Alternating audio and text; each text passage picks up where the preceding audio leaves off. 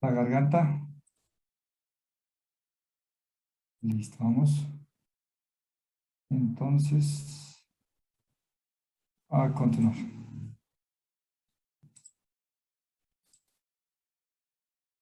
Bien, ¿están viendo la imagen ahí? Sí, doctor. Listo, vamos a hablar entonces de hormonas. Ahí dice corticosuprarrenales, pero voy a tocar un poquitico de las hormonas medulares glándula suprarrenal, ¿vale? Entonces, esta también, ¿cuál es la importancia? Así como dijimos de la tiroides, ¿cuál es la importancia? Aquí la importancia, las patologías ya no son tan frecuentes. Por ejemplo, no es frecuente ver un Cushing o ver un síndrome de Addison, por ejemplo, ¿cierto? No lo van a ver frecuentemente, pero sí, cuando lleguen a rotar por medicina interna van a ver pacientes con Addison y con síndrome de Cushing, pero no tan frecuente como un hipotiroidismo, ¿sí me entienden? Lo que les contaba. Es tan frecuente el hipotiroidismo que ya lo manejamos los médicos generales.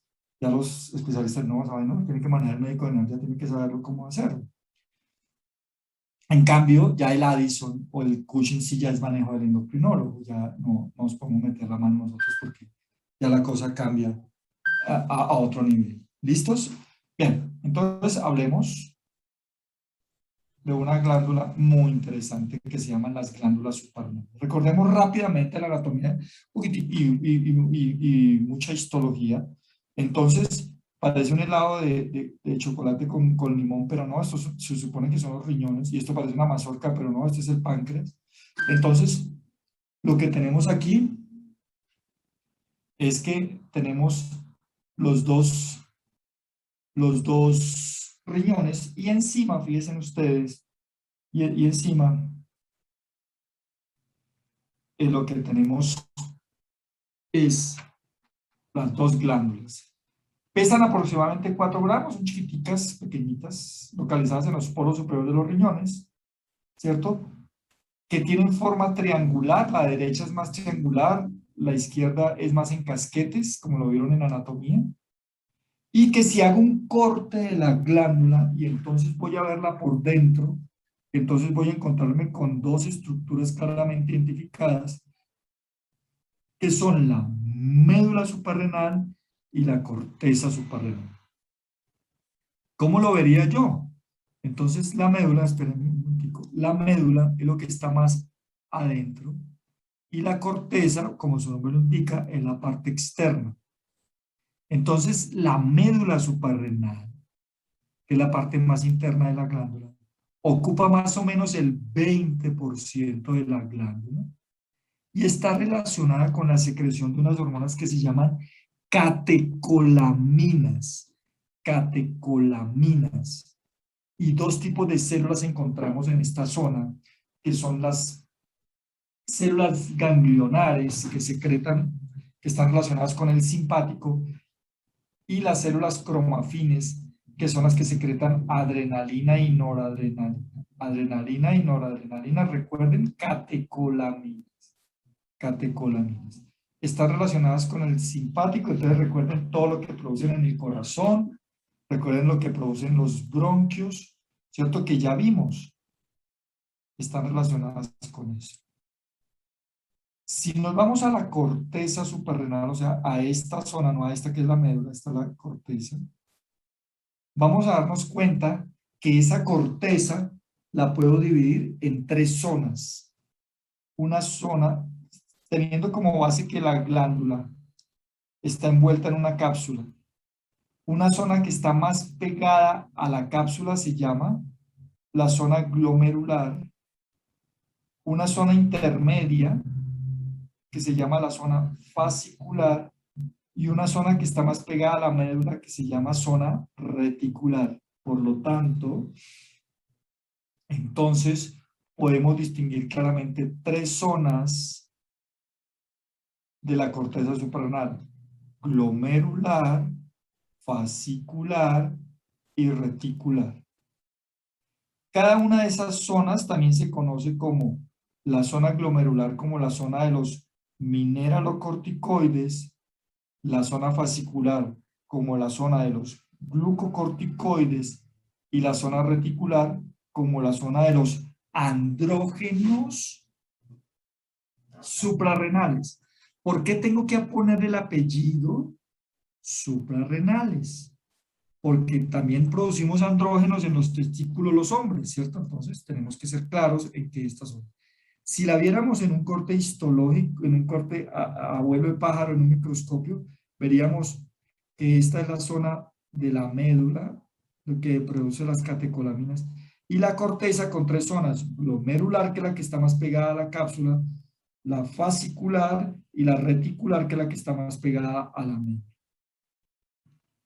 Bien, ¿cómo se produce la síntesis y secreción de hormonas suprarrenales? Empecemos por la zona glomerular. Es una capa delgada de células debajo de la cápsula que ocupan aproximadamente el 15% de la corteza y que secretan principalmente una hormona que no se nos puede olvidar, que se llama la aldosterona, ¿cierto? La aldosterona, ¿cierto? Que se sintetiza a partir de una serie de pasos y hacen parte de estas, como ya lo vimos en la clase anterior, ustedes tuvieron que haber leído, de las hormonas esteroidales, o sea que tienen un precursor común, que en este caso es el colesterol. La secreción es controlada por la angiotensina 2 y el potasio. Paremos aquí un momento, quiero detenerme aquí para explicarles una cosa. Entonces, hijo de madre, ya van 71, sigue bajando. Siempre quedan 68, 65. Entonces, pónganle cuidado, mis hijos. Las hormonas de la corteza suprarrenal tienen o se ciñen también por el eje hipotálamo, hipófisis, glándula. En este caso, el hipotálamo lo que secreta es CRH, u hormona liberadora de corticotropina. La CRH va a la adenohipófisis, a células basófilas que se llaman corticotropas. Estas células se encargan de secretar ACTH, u hormona adrenocorticotropina. Bien, esa ACTH busca la glándula, lo mismo que vimos ahorita con la TRH y la TSH. En este caso, la ACTH busca la corteza suprarrenal y estimula las tres zonas. Pues la respuesta es sí y no. ¿Por qué sí y no? Porque sí estimula a la zona fascicular, sí estimula la zona reticular, pero tiene una particularidad, que no se mete con la zona glomerular. Se dice que del 100% de la aldosterona que se produce en la zona glomerular de la corteza suprarrenal, 95% se da gracias al control que produce la angiotensina 2 y los niveles de potasio en sangre. Por eso ustedes han escuchado hablar de un eje que se llama renina, angiotensina, aldosterona. Mírenlo acá. Entonces, la producción de angiotensina 2, si se aumenta la angiotensina 2, se aumenta la producción de aldosterona.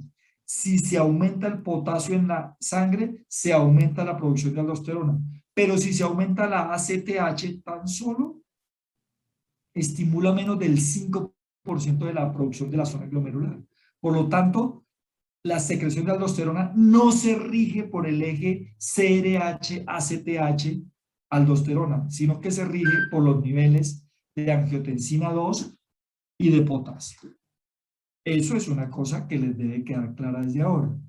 La segunda zona, que se llama la zona fascicular, es la zona más amplia, más ancha. Miren acá, está claramente definida. 75% de la corteza suprarrenal ocupa la zona fascicular. Secreta los glucocorticoides, por eso esta zona también se le llama zona de los glucocorticoides. Y el principal glucocorticoide que producimos los seres humanos se llama cortisol. Mírenlo, cortisol. También secreta pequeñas cantidades de andrógenos y estrógenos, que no son importantes, pero hay que tenerlos en cuenta. Y aquí sí, nuevamente, la zona fascicular sí es controlada por el eje hipotálamo hipofisiario a través de la ACTH. Esta sí responde a la corte, al eje.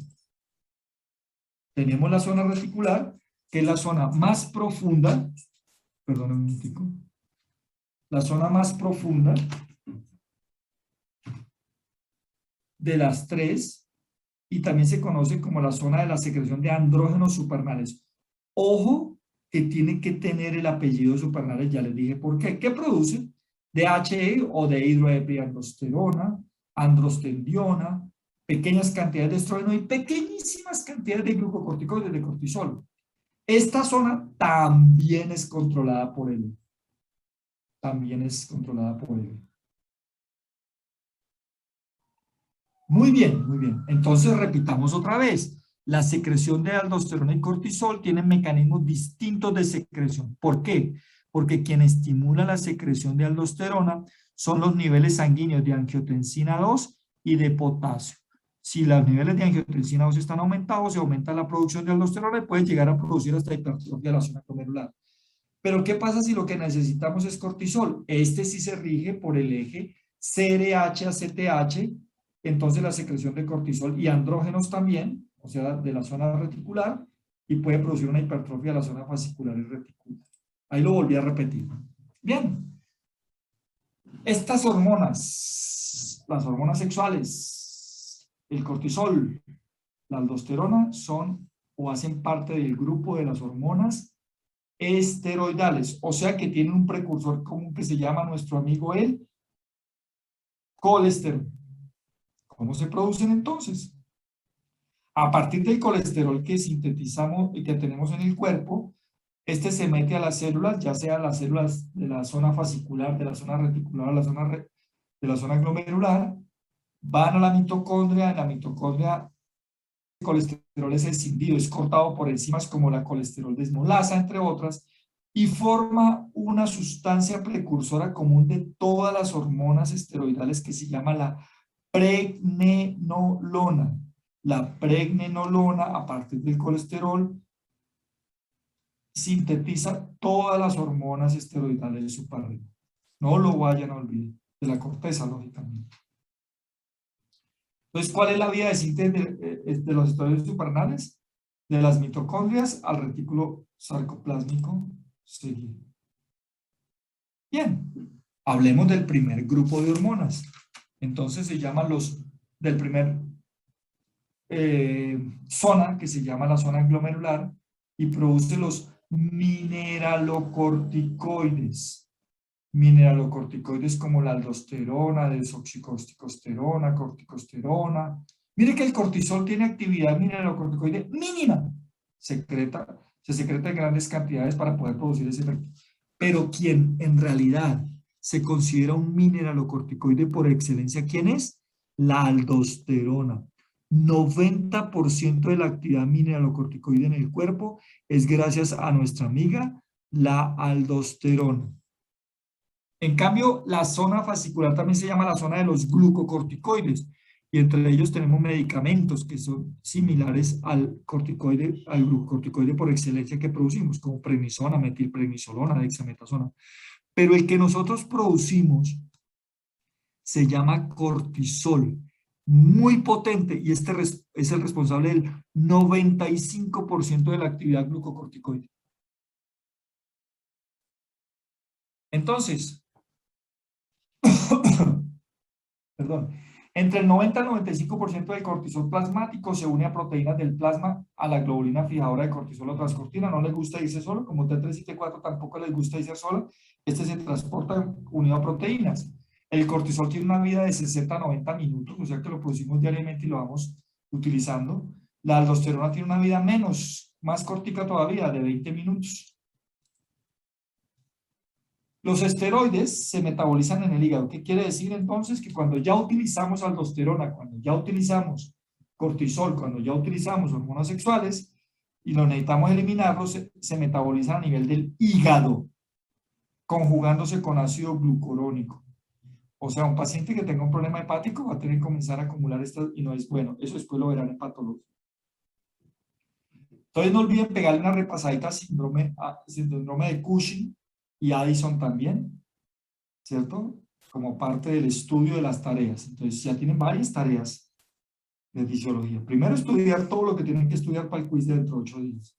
Segundo, ir preparando el examen final, porque acuérdense que es acumulativo. Tercero, preparen patologías como hipotiroidismo, solamente hipotiroidismo, de tiroides no más, no les voy a dejar más, y de glándula suprarrenal, enfermedad de Addison y síndrome de Cushing, por favor. Entonces la aldosterona, su concentración normal es de 6 nanogramos por 100 mililitros, con una tasa de excreción de 150 microgramos al día. El cortisol tiene una concentración normal de 12 microgramos por cada 100 mililitros y su tasa de excreción es de 15 a 20 miligramos al día. ¿Cuáles son los efectos? Y aquí los quiero bien concentraditos, mis hijos, bien concentraditos. Los que queden, ¿ya cuántos quedan?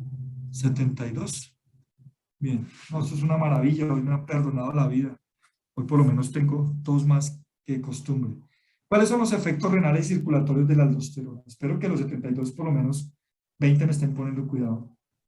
Entonces, los efectos renales y circulatorios de la aldosterona, ¿cuáles son, mis hijos? Ojo con esto. Aumentan la reabsorción tubular del sodio y la secreción de potasio. ¿Qué es eso? ¿Qué es eso? ¿Qué es eso? Entonces póngale cuidado, voy a explicar los conceptos, aunque ustedes ya los conocen, pero los voy a volver a explicar. ¿Qué quiere decir el concepto de reabsorción o absorción? Son sustancias que están en un tubo o túbulo y se devuelven a la sangre, cualquiera que él sea. Túbulo renal, tubo digestivo, cualquier tubo que tengamos en el cuerpo. Entonces, cuando los niveles de aldosterona se elevan o secretamos aldosterona, aumentamos la reabsorción tubular de sodio. ¿Qué quiere decir? Que sacamos el sodio del túbulo que ya lo íbamos a convertir en orina y lo devolvemos ese sodio a la sangre. Y al mismo tiempo producimos secreción de potasio. ¿Pero qué es secreción? Secreción es el paso totalmente contrario. Sustancias que están en la sangre y las mandamos a un tubo digestivo, tubo renal, por ejemplo. Entonces, cuando secretamos aldosterona, sacamos el sodio del tubo y lo mandamos a la sangre, del túbulo renal y lo mandamos a la sangre. Y cogemos el potasio que lo tenemos en la sangre y lo mandamos al túbulo renal. Por lo tanto, el aumento de la aldosterona produce un aumento del volumen del líquido extracelular y aumento de la presión arterial. Voy a salir un momentico y quiero verlos. Solamente voy a hacer una pregunta inocente, ¿cierto? Quiero que alguien me conteste, ¿cierto? ¿Por qué si hay un exceso de aldosterona y se aumenta el líquido, por qué se aumenta el líquido y por qué se aumenta la presión arterial? Quiero que alguien me conteste y me explique con lo que ya sabe de cardiovascular. ¿Quién me quiere contestar? Doctor, Dime, explícame. porque según lo que vimos en las clases, el aumento del líquido intracelular aumenta el retorno venoso y si Esto, aumenta no, el volumen extracelular. No intracelular, extracelular. el extracelular, aumenta el ¿Sí? retorno venoso y si aumenta el retorno venoso, por ende igualmente va a aumentar la presión arterial. Bien. Igualmente pasa Espérate, vamos suave. Entonces, si aumenta el retorno venoso, ¿qué se aumenta primero? El volumen telediastólico, Y se aumenta, ¿y entonces qué se aumenta? la precarga y luego el volumen sistólico. Y por ¿Y último, entonces se aumenta el qué? el gasto cardíaco, Y entonces aumenta la presión arterial. Correcto. ¿Quién me está hablando? Carlos. ¿Quién? Carlos, doctor. ¿Cuál de todos los Carlos que tengo? Carlos Herón. Bien, Carlos. Carlos, tú quedas exonerado del quiz dentro de 8 días, ¿vale? Esa respuesta vale un 5. doctor, Gracias, doctor. yo le dije la primera parte, ¿no me ayuda? No, está bien, esa es la respuesta. No, es que yo soy José Miguel Enríquez, doctor. O sea, Carlos complementó igualmente lo que yo le había. Listo, perfecto. Entonces les clavo el 5 a los dos. Vale el 5 para los dos. Vale el 5 para los dos. ¿Vale? ¿Me acuerdan entonces? Perfecto, eso es lo que quiero. Mis hijos, la fisiología es no dejar tirado lo que ya vimos, porque entonces de nada sirve, ¿sí me entiende? Entonces miren lo interesante que llega a hacer esto que estamos viendo acá, ¿sí me entiende? Entonces, ¿qué le pasa a un paciente cuando le aumentan los niveles de aldosterona? Terminará aumentando la presión arterial. Y los voy a llevar más allá. Imagínate que existen unos medicamentos que se llaman IECAS. IECAS significa inhibidores de la enzima convertidora de angiotensina. Y sirven para la presión arterial. Entonces ya lo entienden. ¿Sí ven cómo es de fácil entender la farmacología cuando uno entiende la fisiología? Pues claro. Si yo le doy a un paciente enalapril, le bajo la presión arterial, ¿por qué? Porque mire lo que estoy haciendo. Si yo inhibo la enzima convertidora de angiotensina, impido que un paso entre la angiotensina 1 a angiotensina 2. Entonces, si yo no permito, o de angiotensinógeno a angiotensina 1, ¿cierto? Al impedir ese paso, impido que se forme aldosterona. Al impedir que que se disminuyan los niveles de aldosterona, entonces disminuyo el líquido, disminuyo todo lo que ustedes dieron y disminuyo la presión arterial. Ese es uno de los mecanismos, no solamente es uno. Después ya en farmacología haremos que los IECA tienen otros mecanismos para bajar la presión arterial, pero de entrada uno ya entiende esta parte exactamente. Muy bien, me acuerdo dentro de 8 días. Ejerce muy poco efecto sobre la concentración de sodio plasmático, es cierto, pero actúa. Este momentico. Entonces, ¿cuáles son los efectos renales y circulatorios de la aldosterona? Que están hablando ahí. Pues esos efectos van directamente relacionados con lo que acabamos de decir. Los efectos están al aumentar los niveles de aldosterona, inmediatamente se elevan los niveles de sodio en sangre, tienden a producir hipernatremia, y esto arrastra agua, y el agua produce todo lo que acabamos de ver. Pero también produce efectos sobre el potasio, ojo. Entonces, cuando la aldosterona se aumenta, disminuyen los niveles de potasio en sangre, porque el potasio se secreta. Se secreta, ojo. Se secreta quiere decir que pasa de la sangre al túbulo. En realidad no se pierde toda la cantidad de potasio, a menos que haya una patología extrema de aldosterona, ¿cierto? En la cual se pierdan muchas cantidades porque por lo regular el potasio vuelve y se recupera con respecto a los hidrogeniones. Entonces eso es algo que tenemos que leer. Entonces los efectos circulatorios de la aldosterona están relacionados con la alteración que produce sobre potasio y sobre sodio. Bien, ¿cómo hace la aldosterona para producir eso que acabamos de ver? ¿Es la aldosterona la que actúa directamente? Como siempre hemos dicho, la respuesta de las hormonas es no. Las hormonas son primeros mensajeros. Ellas llevan la información a la célula y la célula la que termina haciendo. Miren lo que acabamos de ver con TSH. Entonces, la aldosterona difunde al interior de las células del epitelio tubular. ¿Por qué lo puede hacer? Porque es una hormona esteroidal. Se une a su receptor, ¿dónde? Allá en el citoplasma. Difunde al interior del núcleo, sí, induce la síntesis de ARN mensajero, y este ARN mensajero lo que le dice, sale al citoplasma, llega a los ribosomas e induce y aumenta la producción de enzimas sodio-potasio ATPasas que se encargan del intercambio entre el sodio y el potasio y de proteínas transportadoras de sodio, potasio y hidrogeniones.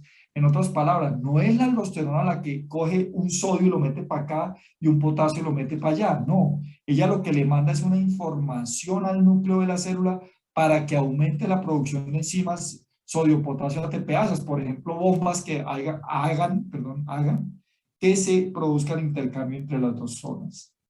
Y eso es lo interesante. Se ha descrito algunas posibles acciones no genómicas, como el aumento del AMP cíclico del músculo liso en vasos, el aumento del AMP cíclico en los túbulos colectores, pero todavía no está claro si eso es posible. ¿Cómo hacemos para regular los niveles de secreción de aldosterona? Entonces, incremento de la concentración de iones potasio en el LEC aumentan la secreción de aldosterona. Sí, sí, ya dijimos que ¿O cuál es el estímulo que hace que se aumente la secreción de aldosterona? Niveles de potasio en sangre y niveles de angiotensina 2. Por lo tanto, si se incrementa la concentración de iones potasio en el LEG, se aumenta la secreción de aldosterona.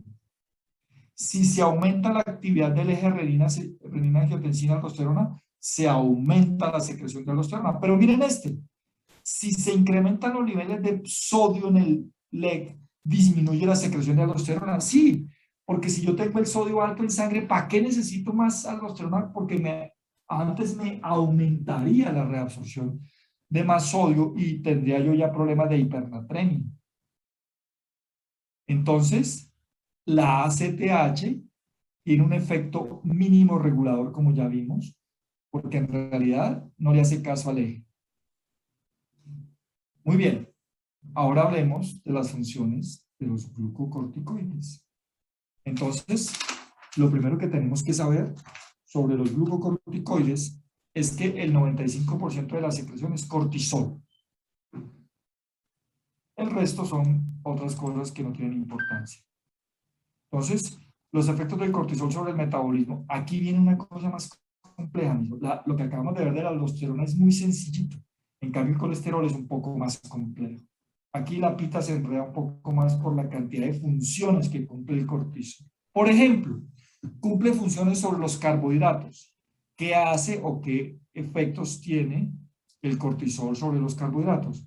Estimula la formación de carbono a partir de proteínas en la gluconeogénesis.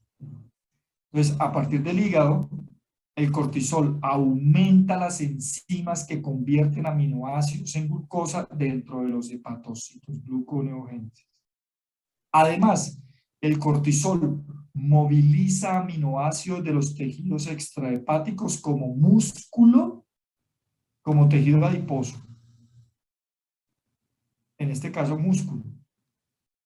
Recordar que existen enzimas que elevan los niveles de azúcar en la sangre, o sea, de carbohidrato en la sangre, de glucosa en la sangre, como son la adrenalina, el glucagón, la hormona de crecimiento y el cortisol. Son hormonas hiperglicemiantes, no lo olviden.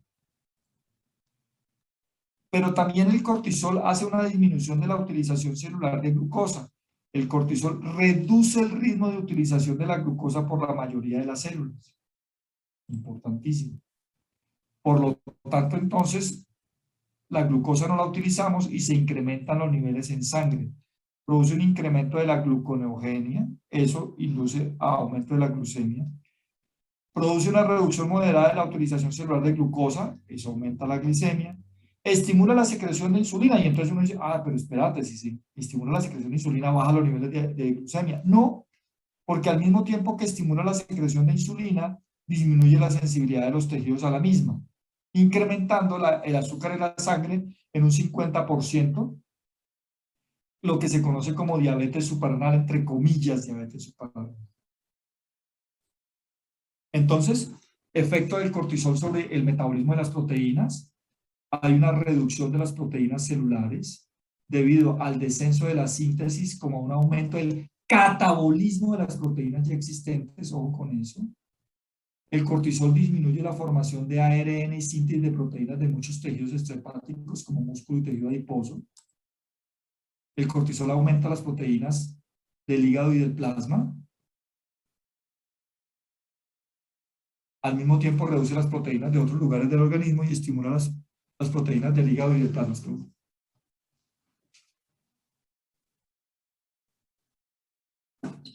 El cortisol incrementa el transporte de aminoácidos hacia los hepatocitos y estimula las enzimas hepáticas necesarias para la síntesis de proteínas.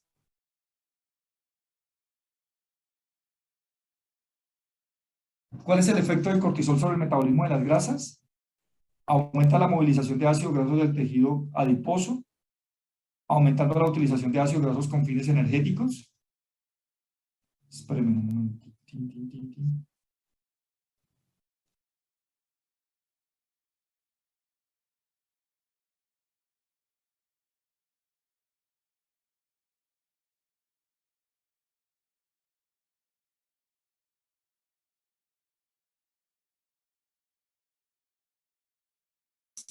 No.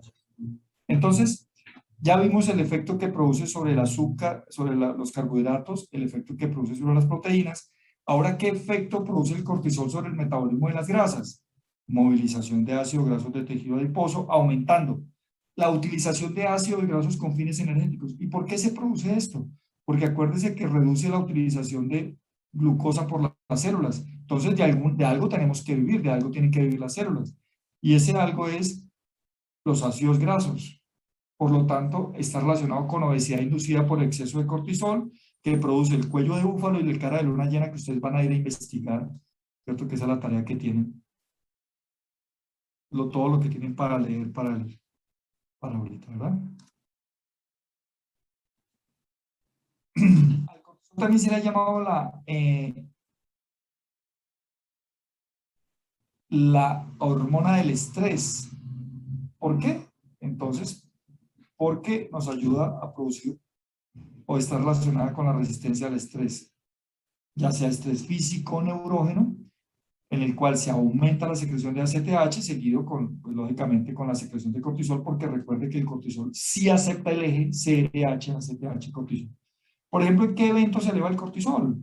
Cuando tenemos traumas, infecciones, calor o frío intenso, inyección de adrenalina, cuando nos estamos enfrentando a alguna cirugía. Todos son eventos en los cuales el estrés se eleva e inmediatamente elevamos la secreción de cortisol. Produce resistencia a la inflamación, miren ustedes. Por lo tanto, el cortisol posee efectos antiinflamatorios. ¿Cómo lo hace? ¿Cómo nos ayuda a producir efectos antiinflamatorios del cortisol? Bloquea las primeras etapas del proceso inflamatorio antes de que ésta inicie. Entonces, ahí necesitamos la inmunología que ustedes conocen. Si la inflamación ya se ha iniciado, favorecerá la desaparición rápida y acelera la cicatrización. Entonces, actúa en el proceso de inflamación en todas sus etapas. Antes de que se produzca la inflamación, cuando se está preparando todo, entonces bloqueando las primeras etapas. Y si ya se produjo la inflamación, acabándola disminuyéndola lo más rápidamente posible y acelerando la cicatrización. Mire que es muy bueno para nosotros. Es nuestro antiinflamatorio natural que hacemos. ¿Cómo hace los efectos preventivos de la inflamación? ¿Cómo previene? Uno, estabiliza membrana lisosómica. Recordemos que los lisosomas son aquellas estructuras en las cuales se secretan enzimas líticas, ¿verdad? Entonces, y que están relacionadas con la inflamación. Si disminuimos la cantidad de estas enzimas, pues disminuimos la inflamación. Reduce la permeabilidad capilar. Recuerden que uno de los pasos para la inflamación es la vasodilatación intensa, que produce que hayan espacios, ¿cierto?, en los capilares que hacen que se escapen células inflamatorias. Disminuye la migración de leucocitos y fagocitosis, inhibe el sistema inmunitario y la multiplicación de linfocitos, disminuye la fiebre porque actúas disminuyendo la cantidad de interleuquinas, especialmente la interleuquina 1, que es la que está relacionada con la fiebre, por ejemplo. Otros efectos: bloquea la respuesta inflamatoria de reacciones alérgicas. Por eso es que los glucocorticoides como medicamentos nos ayudan en las alergias, por ejemplo en el asma. Sobre células sanguíneas y en enfermedades infecciosas reduce el número de eosinófilos y linfocitos, pero aumenta el número de glóbulos rojos. Ojo con eso. Aumenta el número de glóbulos rojos. ¿Cómo lo hace? ¿Será que es el mismo el que crea la célula? No, lo mismo que ya vimos con la aldosterona. El cortisol tiene el mismo mecanismo que la aldosterona, difunde al interior de las células, se une a la proteína receptora en las células que él actúe, lógicamente. Difunde al interior del núcleo e induce la síntesis de ARN mensajero. Si ven, por eso le decía que en el caso de la aldosterona, pues lo que hace, ¿qué induce? Cuando hablamos de ARN mensajero y el citoplasma, le dice al núcleo que fabrique pues más transportadores sodio, potasio, ATPasa y otros tipos de transportadores, pero aquí la cosa es más complicada, porque la cantidad de efectos son mucho mayores. Los efectos del cortisol se demoran entre 45 y 60 minutos. Veamos un ejemplo entonces, un mecanismo de acción. Usted por algún motivo tiene estrés, un trauma, una infección, una preocupación. Eso excita al hipotálamo para que libere CRH o CRF, que es lo mismo. Este estimula la adenohipófisis para que las células corticotropas liberen ACTH. Esta ACTH estimula la corteza suprarrenal, en especial la zona fascicular, aumentando gluconeogenia, movilización de proteína, movilización de grasa, estabilización de sistema y todo lo que vimos. Cuando ya se ha producido el efecto, el cortisol manda una información a hipófisis e hipotálamo y le dice, ya no se secrete más porque ya no necesitamos más niveles de cortisol. Muy bien. Hemos terminado. Preguntas, por favor. Doctor. Ujú. Dime. Doctor, yo tenía una pregunta relacionada a lo del cortisol. Dime, Es claro. que el anterior semestre nosotros estábamos viendo salud mental con el doctor Cástulo y el Ya. doctor en muchas ocasiones nos manifestaba que en situaciones, por ejemplo, de depresión o de tristeza extrema, se liberaban muchas pues cantidades de cortisol Sí. y en varias ocasiones nos mencionaba que el cortisol era proinflamatorio dado que este generaba autólisis en ciertas células del cuerpo. Entonces, cuando esto pasaba, se liberaban pues los fosfolípidos y estos a su vez con las fosfolipasas A2, creo, o las fosfolipasas Sí. A, no me acuerdo, Las son A2. estas inducen a la cascada inflamatoria. Sí, por el Entonces, lado de la ciclooxigenasa 2, por la COX-2. ujú. Entonces, doctor, ahí me perdí un poquito. O sea, el Ajá. cortisol Ajá, ajá. No, es que estamos proinflamatorio. hablando del efecto fisiológico. Sí, no, no está bien lo que dice el doctor. No, es correcto. Lo que pasa es que aquí estamos hablando de la fisiología normal. Normal. ¿Vale? Entonces, el efecto fisiológico normal en un paciente, los efectos del cortisol son antiinflamatorios. Por eso, por eso existen los medicamentos glucocorticoides. Cuando vean farmacología, por ejemplo, la dexametasona o la betametasona, se utilizan para la inflamación. Porque tienen, por ejemplo, la dexametasona es 30 veces más potente que el cortisol, por el efecto que ya produce de por sí el cortisol. Pero cuando el doctor le está manifestando lo que le está manifestando, estamos hablando de la patología, en la cual el efecto se revierte y en lugar de producir el efecto benéfico, produce el efecto contrario. Pero ya por el mecanismo bioquímico que tú me mencionabas, ¿vale? No directamente él, sino por otros mecanismos. Pero en patologías, en pacientes en los cuales los niveles de estrés superan los niveles normales de producción de cortisol y ya la cosa cambia. Sí, se va para el otro lado. Pero fisiológicamente ese es el efecto antiinflamatorio. Sí, señor. Listo, doctor. Muchísimas gracias. Con mucho gusto. Doctor, Sí, dime. en el caso de el estrés, pues por la carga mental de pronto de tareas cotidianas que se convierten en un estrés crónico, puede traducirse en un tipo de estrés que son características del síndrome de Cushing, pues sin tener el síndrome de Cushing, pero sí puede producir ese tipo de estrías rojas, pues por lo que usted nos explicaba del consumo de los aminoácidos, pues que creo que esas estrías se dan por el consumo de las proteínas de la piel, ¿no es cierto? Y por el adelgazamiento, el proceso de cicatrización que mencionaba ahí, el adelgazamiento que producen los esteroides. Pero es muy difícil llegar a producir por un estrés crónico. Tiene que ser nivel, tiene que, bueno, es lo mismo que lo mismo que me acaban de decir. Tienen que ser niveles exagerados, ¿sí me entienden? Pero por niveles fisiológicos no se producen, no. La respuesta es no. Pero si ya la cosa ya tiende a ser patológica, ¿cierto? Porque es que, a ver, el estrés es un mecanismo fisiológico normal de defensa del cuerpo. Seguramente el doctor Castro se los tuvo que haber explicado.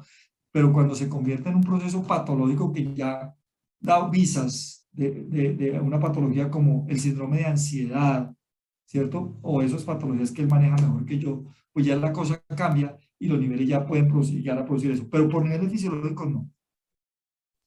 Ah, ya, doctor, muchísimas gracias. Doctor, Sí. por ejemplo, en un paciente que tenga hipoglicemia, ¿se le puede aplicar cortisol exógeno para aumentar los niveles de glicemia? Hay otros mecanismos, sí, y llegan los pacientes, por ejemplo, llega el paciente que es diabético y se clavó más de las unidades de, de insulina que necesitaba y llega con hipoglicemia. No, hay cosas, lo que pasa es que, ¿por qué no el cortisol y por qué otras cosas sí? Porque resulta que es que el cortisol tiene otros efectos, como ya lo han mencionado, que puede producir más daño que beneficio. Entonces, en el paciente con hipoglicemia, mire lo que usted se va a reír de mí y va a decir, este man tan bobo, pero es de verdad. ¿Qué es lo primero que uno tiene que hacerle? Dele una bebida azucarada. Segundo, ya en patología, ya el paciente en urgencias, hay medicamentos como el glucagón, que es un contrarregulador. y otros medicamentos que ya van a aprender, pero no el cortisol de entrada. Gracias, doctor. Bueno, sí.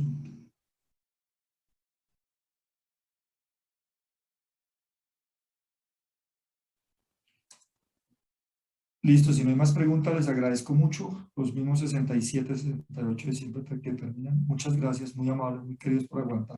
Doctor, muchas gracias. Muchas gracias, doctor. Gracias, Bueno, Gracias, doctor. doctor. Gracias, doctor. Gracias. sí, dime.